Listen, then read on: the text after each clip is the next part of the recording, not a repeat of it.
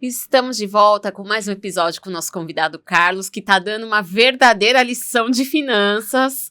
Depois do nosso primeiro episódio, acho que todo mundo acordou, né? Acorda pra vida. Se não tá acordando, se não acordou, tá acordando. Todo mundo levou meia dúzia de tapas, inclusive nós.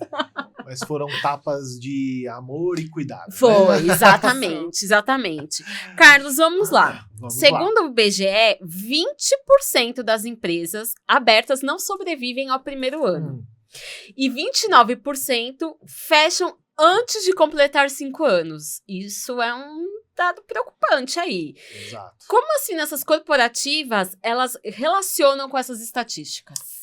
Olha, sua pergunta é essencial. Eu sempre uso ela quando eu tô anunciando a consultoria, tá? Como a gente sabe, a gente falou no último encontro nosso, o desafio econômico do país está alto, a inflação tá aí, os preços altos, né? Tipo, a gente vai no mercado, tudo é caro, qualquer comprinha já dá 400, 500 reais. Caro, né? Então a capacidade de compra nossa diminuiu com o tempo, né? Isso é natural na economia, mas de forma muito mais agressiva nos últimos tempos, né? A gente teve uma pandemia em 2020 e 2021 que nos obrigou a jogar o juro lá para baixo, em 2% foi a Selic para estimular consumo, né?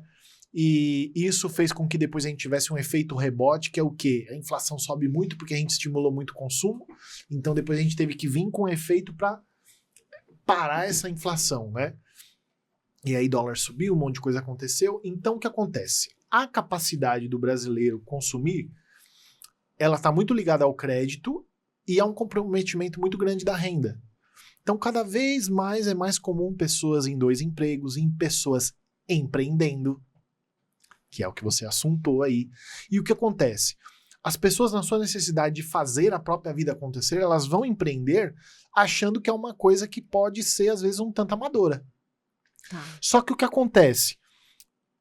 A vida do empreendedor, o empreendimento, ele pede um nível de profissionalismo para com aquilo que, às vezes, desafia, né, as possibilidades das pessoas. Então, por exemplo, cada vez mais cresce a necessidade das pessoas que vão empreender entender minimamente sobre o quê? Sobre marketing, sobre comercial, sobre finanças. Sim. É básico.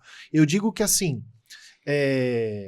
depois, logicamente, quando a empresa cresce, aí é a gestão de pessoas, como vocês trabalham aqui. Mas num primeiro momento, quando a gente está falando daquela situação, principalmente do eu presa, né, que a gente fala, a empresa tem o eu preso e o eu presa, né, que quando a gente está começando a empresa, a gente toca muito tudo sozinho, né? Então é a gente que conduz a maioria das atividades da empresa. Então a pessoa acaba sendo o financeiro, o comercial e o marketing. E ainda o operacional, né? Então, isso é um desafio grande. Por quê? Porque a empresa, ela vai precisar dessas 4 habilidades. Que você saiba minimamente de marketing para você poder mostrar o seu serviço para o mercado e vender. Depois, uma capacidade comercial, que é você vender. Depois que alguém viu o seu produto, você precisa fechar a venda. E depois que você vende, você precisa aprender a gerir o recurso que está entrando na sua empresa, porque senão não adianta nada você se matar de vender, né? E o recurso ir pelo ralo. Então não adianta nada um esforço tremendo de venda, de marketing, pagar uma pessoa para fazer campanha para você no Google, no Instagram, e seja lá o que for, e você não conseguir segurar o recurso dentro da sua empresa e fazer ele rodar de uma forma satisfatória, que gere patrimônio para a empresa, tá? E aí, eu trouxe hoje também aqui um material de suporte para nos ajudar, quem está assistindo também, a poder vislumbrar melhor aqui alguns... Para quem já viu alguns capítulos anteriores que eu vim aqui, o porquê do Dr. Pacioli, né? É o doutor das empresas e das famílias no que diz respeito às finanças. Então, eu considero tratar os grandes relatórios contábeis da gestão de empresas como grandes 3 exames da saúde financeira da empresa, né? Quando a gente puder colocar o material aqui, exatamente. Então, eu trouxe aqui para nós hoje um material que eu chamo de tríade contábil, né? Que para mim são os grandes 3 exames que uma empresa tem que ter sempre atualizado para poder cuidar da sua saúde financeira, né? Então, um desses exames que eu chamo é o demonstrativo do resultado, né? Que vai ver a capacidade de geração de resultado dessa empresa. O outro é o fluxo de caixa e um outro é o balanço patrimonial, tá? Então, esses 3 relatórios aí é base para a gente poder gerir qualquer empresa, tá bom? Podemos avançar. E aí, gente, como a Paty trouxe aqui para nós, ela trouxe uma estatística ali, eu acho que estava com um recorte talvez de pequenas e grandes empresas, ou não sei, e aí é um percentual menor, por isso que ela falou um percentual menor. Mas tem muitas empresas aí, os pequenos, os empresários que estão começando, né? Ali, aqueles pequenos empresários, os MEIs e tal, essa taxa às vezes acaba batendo muito mais alto. Então, por isso que eu coloquei ali, 60% às vezes das empresas começam e fecham depois no Brasil, né? 82% dessas pequenas e médias empresas que estão começando e tal, tem empresas que já começam médias, né? Dependendo do nível de investimento inicial. Então, essas empresas que começam, às vezes 82% não tem uma rotina de acompanhamento financeiro regular. Então são empresas que, às vezes, dada a sua natureza do negócio, ela tem uma margem positiva, só que ela está vivendo mais na sorte do que no juízo, você me entende? Então, dependendo do empreendimento, a pessoa ela tem lucro, ela tem uma saúde financeira, só que ela não sabe que tem.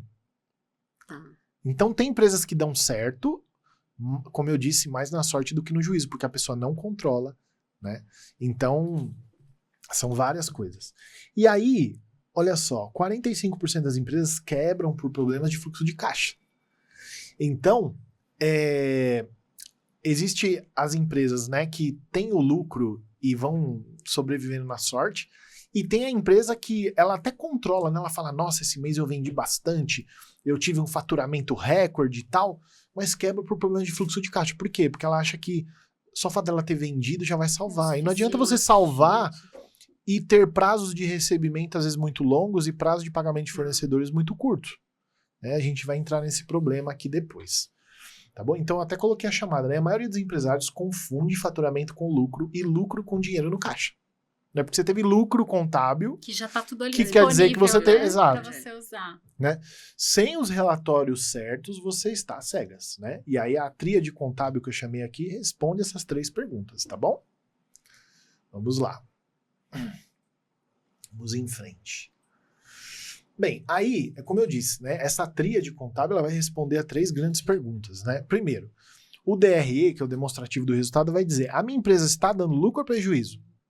Porque uma coisa, e aí eu até vou pegar um exemplo aqui, né? Imagina, acho que depois eu até coloquei um exemplo aqui, mas o ponto é o seguinte, o DRE ele vai ver, a minha empresa, ela tem uma geração de caixa positiva? Ela tem potencial de fazer sobrar dinheiro todo mês ou não? Isso é a primeira pergunta. Quando eu começo a fazer uma análise de uma família ou de uma empresa, a primeira coisa que eu começo a fazer com a família é isso. Né? Primeiro eu vejo quanto que ela tem de caixa naquele momento, para ver qual que é a situação atual. Né? E depois que eu analisei ali os primeiros passos e tal, eu começo a olhar por uma perspectiva de longo prazo. Então, de longo, curto e médio prazo, na verdade. Por que eu vou fazer o seguinte? Eu vou falar, vamos pegar quanto você ganha por mês, todo mês, ver quanto que você gasta por mês. Um exercício parece óbvio, né? Mas vamos ver, mas às vezes as pessoas não sabem quanto que sobra por mês. E elas confundem isso com fluxo de caixa. E não é. Isso é análise do resultado. É o potencial de geração de recursos que essa família ou essa empresa tem.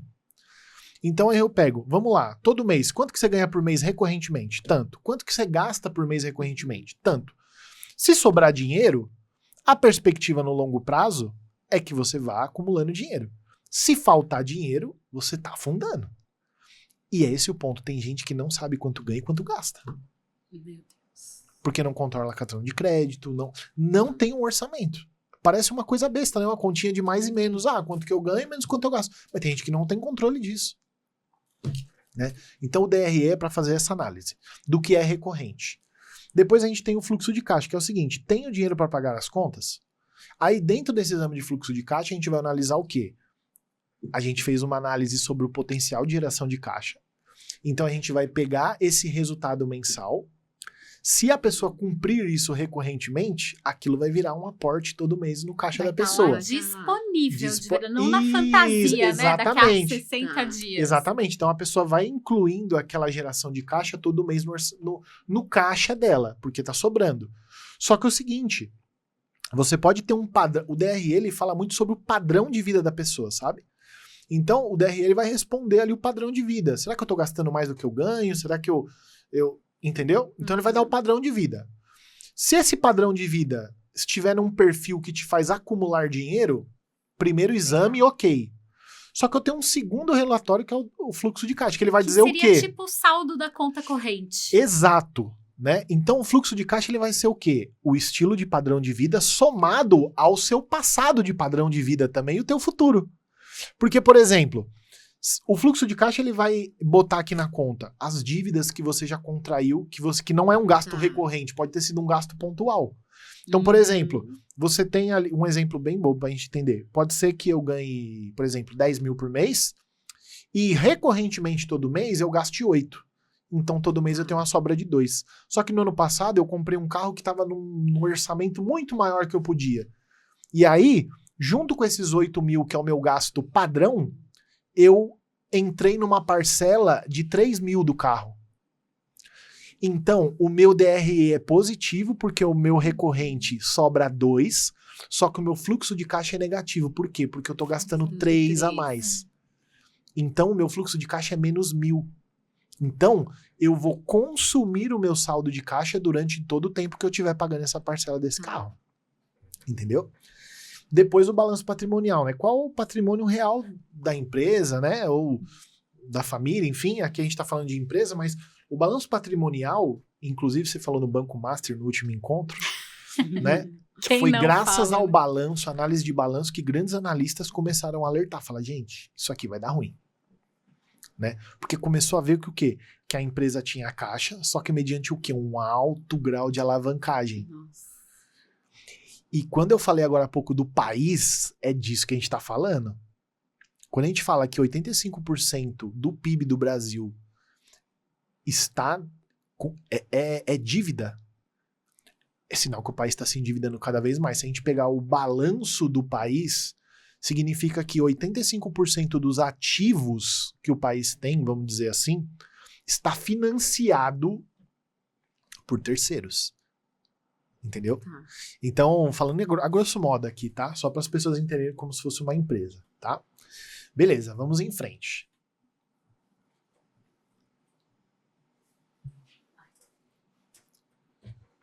Boa. E aí, o demonstrativo do resultado, né? O que é o demonstrativo do resultado? Como eu disse, é para analisar ali meio que o padrão de vida e tal da pessoa, né? E aí, alguns indicadores essenciais que esse exame proporciona para a empresa, né? Que é o quê? Quanto que a gente tem de margem de lucro, ou seja, depois que a gente ganhou, por exemplo, 10 mil, tá? Aí eu tive o custo para vender o meu produto na ordem de 5 mil, logo sobrou 5 de lucro bruto, né? Antes desse lucro bruto, a gente também tem ali uma linha de imposto, então vamos supor que eu paguei 1.000 de imposto, então tá me sobrando 4 mil. Só que dentro desses 4 mil, eu tenho um funcionário que me ajuda ali e tal, eu tenho, né, um colaborador ali que tá ali no dia a dia comigo, que custa mais 3 mil. Logo, quanto sobra? 1.000. Só que eu preciso de 2 mil para viver, né, todo mês, de Prolabore. Ou seja, não tenho esses 1.000, né? Vou ter que me contentar com 1.000 esse mês. Então, um exemplo, né, que eu tô dando aqui de o que é um DRE. Eu começo do quanto eu ganho, existe ali uma certa lógica pra gente ir fazendo isso, que depois eu posso mostrar. E depois a gente tem uma sobra de dinheiro todo mês, tá bom? É o potencial de geração dessa empresa. Vamos em frente. E aí um caso aqui que eu trouxe, depois eu vou disponibilizar esse material para vocês vão poder baixar lá no link, pode baixar lá no link do YouTube de vocês e tudo mais, né? Que tem aqui um exemplo aqui de uma empresa, né? Que, por exemplo, ela faturou 500 mil, teve custo de material lá de 180, tem uma mão de obra de 220 e tem imposto na ordem de 75. O dono da empresa olhou aquele mês e falou, nossa, um faturamento recorde, né? A gente tá vendo os números aqui, mas ele, como não via, né? Tava ali na sorte, cuidando, né? Só no instinto, né? No feeling, como a gente fala, ele falou, nossa, a gente vendeu muito. Então acho que eu posso dar um bônus, né? Só que no fim das contas, de 500 mil, sobrou 25. Só que ele decidiu dar 25 de bônus pros funcionários. Ou seja, o que sobrou pra ele? Nada. Né? Só a boa vontade. Né? Então, é aqui uma lição que depois vocês podem ver com calma sobre Legal. armadilhas, né? Vamos em frente. Depois o fluxo de caixa, né? Eu tenho aqui também bastante coisa que depois vocês podem ver lá no material que vocês vão baixar. Como eu disse, né? A gente tem um fluxo operacional que muitas vezes esse relatório do fluxo de caixa consome essa informação lá do DRE, né? Só que além do fluxo operacional ali todo mês, eu posso ter um dinheiro que eu canalizo para o quê? Para investir. Então ele não é uma despesa, é um investimento, é um outro tipo de dispêndio, é um outro tipo de gasto. Né?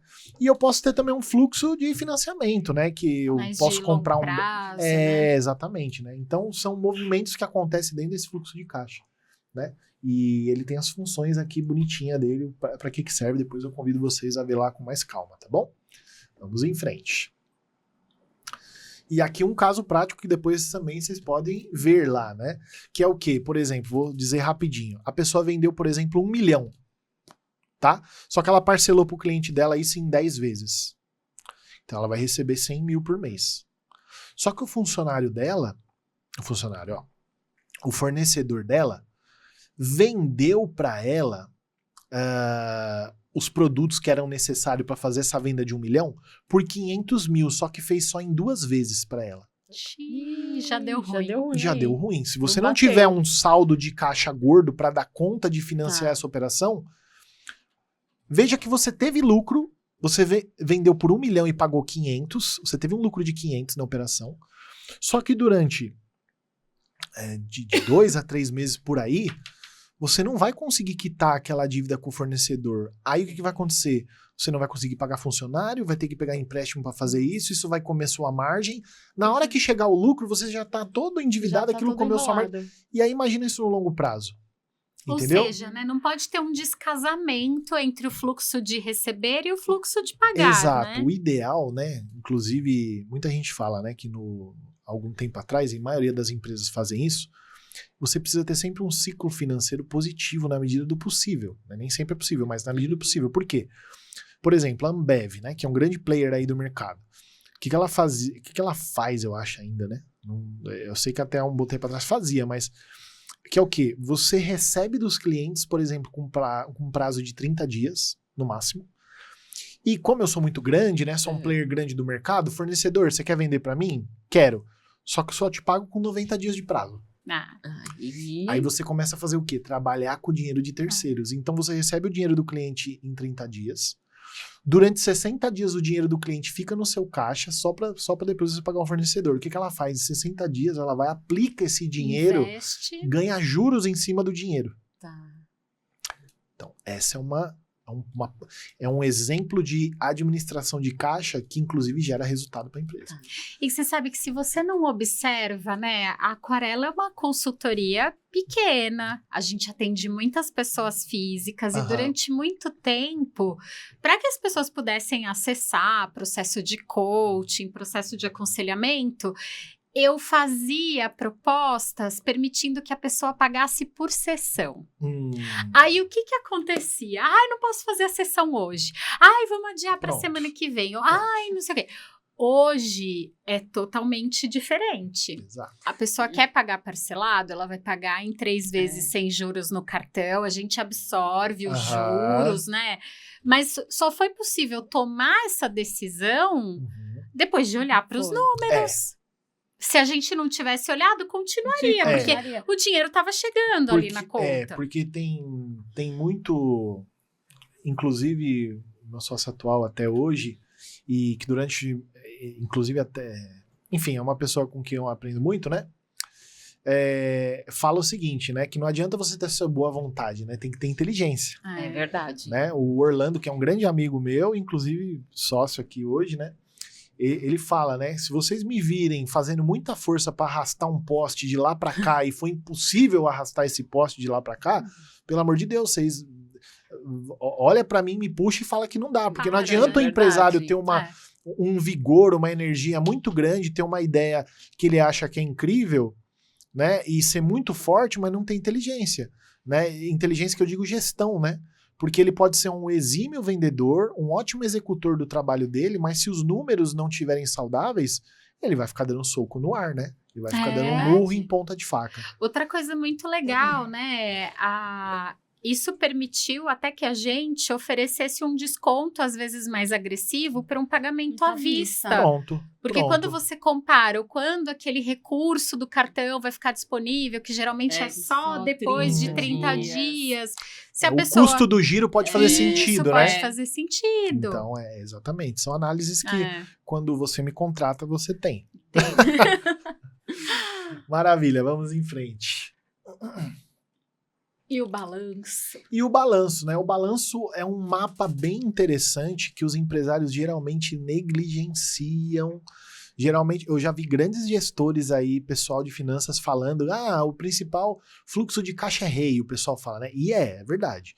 Né? Depois o demonstrativo do resultado é um outro excelente, essencial guia. Só que as pessoas às vezes esquecem o balanço. Eu já atendi clientes, por exemplo, que acreditavam que poder ostentar um grande estoque do produto na loja era algo saudável para a empresa. Aí o que o cara fazia? Empatava lá um grande nível de estoque na loja dele, enquanto não tinha dinheiro para pagar fornecedor. Então, ou para pagar imposto e por aí vai. Né? Então a gente tem que tomar cuidado, porque o balanço, na hora que a gente... Acho que tá vazando um pouquinho da tela ali. Mas o balanço, na hora que a gente analisa, né, o ativo, o passivo e tudo mais, ele vai denunciar para nós, né? Ele tem alguns índices lá, né? Por exemplo, quanto vale a empresa, o endividamento, ou seja, como eu estou construindo esse patrimônio? É na base de lucro ou eu estou tomando empréstimo? Né? Por exemplo, liquidez, que é a capacidade eu tenho de pagar as minhas dívidas aqui de curto prazo, né? E o crédito, né? Geralmente os bancos, né, analisam o balanço para poder conceder crédito para uma empresa, né? E aí eu deixei um insight aqui, né? O DRE mostra o filme, né? Um período ali. O balanço patrimonial mostra a foto naquela data. Então, juntos eles revelam, né? Para onde que o lucro, o prejuízo, o que ele está fazendo com o patrimônio da empresa, né? Vamos em frente. E aí, esses 3 relatórios conversando junto, eles vão poder oferecer uma análise conjunta, que eu chamo que é o exame médico completo da empresa, né? O check-up. O check-up. E todos os indicadores que vêm depois daí, por exemplo, CAC, que é custo de aquisição de cliente, Lifetime Value, né, que é o LTV que o pessoal fala, tudo isso só é possível de analisar com segurança se eu tenho esses 3 relatórios bem fundamentados. Né? São outros indicadores aí. Não é que você não consegue analisar esses indicadores que eu falei sem esses 3 aqui. Mas é muito importante que esses 3 estejam em dia para que você tenha segurança na hora de construir o indicador, entendeu? Carlos, e se eu tô cogitando por sonho ou por necessidade empreender? Boa.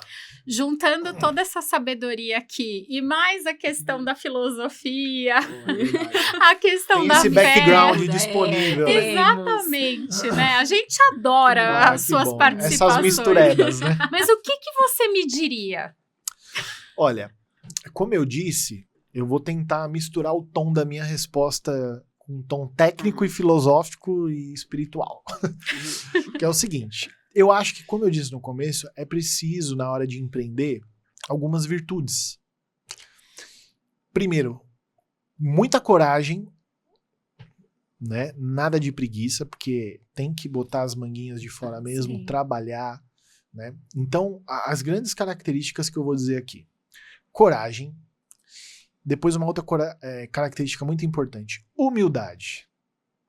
Humildade serve para tudo na nossa vida, mas eu vou especificar qual que é essa humildade. Primeiro, você tem que ter uma paciência, que é outra virtude, né? Paciência de saber sofrer o processo, né? De você, às vezes, no começo, construir a sua carteira de cliente. Tem que engolir alguns sapinhos no começo. Né?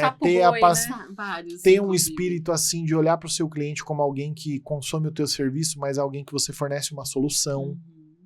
Né? Então tem que ter essa humildade, né? De olhar o cliente como um ser humano, humildade de não dar o passo maior que a perna, Então Exato. tem que ter um planejamento, né? Tem que ter um planejamento para que... vou dar o tom espiritual agora, né? Como diz Jesus, né? Quando você vai se preparar para uma guerra, você senta antes e calcula o tamanho do teu adversário. Então eu não posso ir para uma guerra onde eu vou encontrar 20 mil homens com 10 mil homens. É interessante Jesus usar um exemplo de guerra para falar, né? Mas, ou senão uma construção, ele diz, né? Porque senão, depois que eu me jogar no desafio e não der conta, as pessoas vão olhar para mim e caçoar de mim. Né? Então, é um exemplo pra gente ver o quanto a importância, né? Jesus estava até fazendo um marketing pra mim, né? Ou seja, sente antes, calcule, veja certinho se dá. Faz o orçamento, Faz né? o orçamento. Por quê? Porque, como eu disse, o brasileiro, ele tá enforcado, ele tá apertado, ele precisa empreender. Só que antes de tomar essa decisão, que pode, inclusive, mudar o rumo da sua vida, né? Pode fazer você sair de uma situação de restrição pra milionário, inclusive, né? Tem grandes ideias. Pro bem e pro mal. Pro bem e pro mal, né? Então, assim, as pessoas, às vezes, elas acreditam que porque elas se esforçam, né? E às vezes o povo joga na conta de Deus aí quando não dá certo, né? Mas o próprio Deus fala, senta antes e calcula. Olha aí. Tá lá na Bíblia, tá lá no Evangelho. Se você vai pra uma empreitada, antes de você construir, senta antes e calcula pra você não botar o pé pelas mãos, né? Porque empreender não é a única forma de você complementar sua renda. Tem outras formas. Mas já que você vai empreender, você vai ter que fazer isso direito. Conscientemente, né? Com calma, com gestão. Se você não puder me contratar, ou não puder contratar um profissional de marketing ou de comercial, você vai ter que investir um tempo da sua vida aprendendo a fazer isso. Se preparando. E tem muito material por aí ensinando sobre isso, né? Inclusive tem o canal do Dr. Pacioli, as redes sociais, né? Que agora... como eu disse, para quem assistiu lá o ano passado, eu tava me preparando, eu comecei um trabalho, mas agora a gente vai começar com força aí, formação do empresário e das famílias e tudo mais. Depois consulta lá o nosso canal, tá bom? Queria guardar para o nosso próximo episódio o cenário do caos. Eu sei, eu imagino que tem muita gente lá em casa falando, nossa, que lindo, que bacana. Que Mas teoria acontece linda, que né? eu já tô no fundo do poço. Como é que eu posso fazer? Eu Como é que consigo eu sair do faço? fundo do poço? Perfeito. Então, É ó, uma boa pauta para É a uma próxima ótima. segunda-feira, gente? Então Vamos- fiquem ligados, é. atentos, porque ele vai dar essa dica, se você vai conseguir É. se salvar. eu ensinei aqui a prevenir, né? Agora vamos remediar, Isso, né? vamos remediar. Exato. Então, se você tá quebrada, se a sua empresa tá um caos, você não pode perder o próximo episódio. Segunda-feira, às 12h30, estamos de volta.